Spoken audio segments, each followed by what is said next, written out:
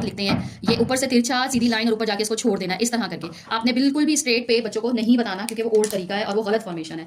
अब पहले हम इसको प को, ये इसकी आधी शक्ल आ गई, इसको रे के साथ मिलाए तो ये क्या बन गया, पर पर। यहाँ पे पर के साथ आगे कौन सा आ गया, च सिर्फ एक आगे आया है। अब बच्चे को बताएं कि ये च की आधी शक्ल है और इसके साथ यहाँ पे मीम आ गया, तो ये क्या बन गया, पर चमचम परचम।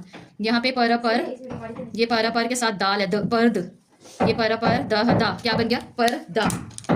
अब यहाँ पे अगर हम देखें पर, ये पर और ये पर्ज, ये पर जा, ये अब बनेगा परजा, मगर अगर मैं इसके ऊपर पेश लगा दूं तो इसकी आवाज चेंज हो जाएगी। ये कैसे बोलेंगे हम इसको, परपुर जा पुरजा। यहाँ पे रे को चेंज करके अब हम यहाँ पे ड़ के साथ शुरू हो जाते हैं। अगर पड़ा ओड़ो, क्या बन गया, पड़ो। यहाँ पे क्या हो गया, पड़ा ओड़ो, फिर आगे सीन, पड़ा ओड़ोस, पड़ोस बन गया, इस तरह करके। अब अगर मैं इसके साथ भारी हरूफ ऐड कर दूं, प के साथ ड़ और पढ़ और फिर ये है पढ़, क्या बन गया, पढ़ा। अब इसके साथ अगर हम सीन की आवाज लगाएं, प के साथ सीन, पस।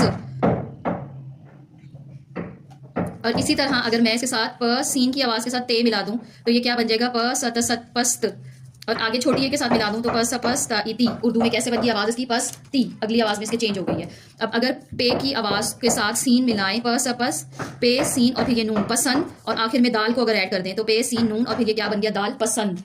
तो इस तरह करके हम जो है वो बच्चों से जुमला साजिया, बच्चों से 3 हरफी और 4 हरफी अल्फाज लिखवा सकते हैं। अब अगर हम परचम का यहाँ पे जुमला बनाए तो क्या बन जाएंगे, मुझे अपना परचम पसंद है। ठीक है, ये इसका जुमला बन गया। अब अगला जुमला अगर हम देखें, पड़ोस, पूछे बच्चे से पड़ोस में कौन रहता है, तो ये सवालिया जुमला भी आ जाएगा और बच्चे को जुमला भी बनाना आ जाएगा। और पढ़ा,